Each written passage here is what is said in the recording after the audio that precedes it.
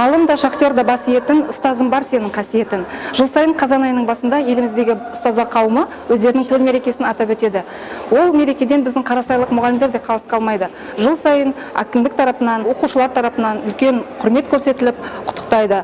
Міне бүгін аудан әкімі Жандарбек Ермекұлы Далабаев барлық ұстаздар қауымын осы ауданымыздағы мәдениет үйінде жинап, керемет мерекелік салтанат өткізіп жатыр. Қазір соның куәсі боласыздар. Мұғалімдердің осы жолғы мерекесінің басты ерекшелігі елбасының қазақстандықтардың әл-ауқатының өсуі, табыс пен тұрмыс сапасын арттыру атты кезекті жолдауының жариялануымен тұспа-тұс келуінде. Аудандық мәдениет үйінде арнайы ұйымдастырылған салтанатты жиын барысында еңбегі еленген мұғалімдердің құшақтары гүлге толып, мерейлері өсті.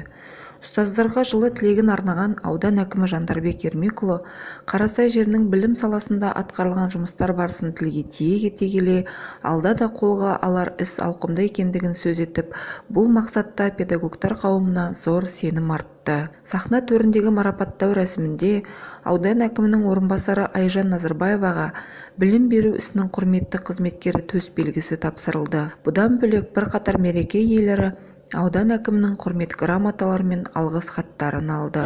Менің аты жөнім Қаналиев Дәуренбек Алымбаевич, Қарасай ауданының Ушинский атындағы орта мектептің қазақ тілі мен әдебиеті пәнінен сабақ беріп келе жатырмын.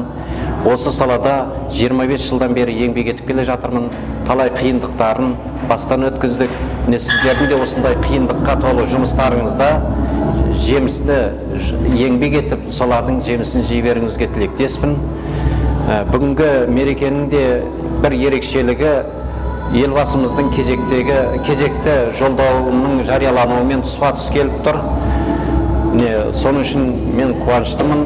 Осы күні мені сонша жылғы еңбегімді елеп аудан әкімі марапаттап жатқаны үшін көптен көп алғысымды білдіремін.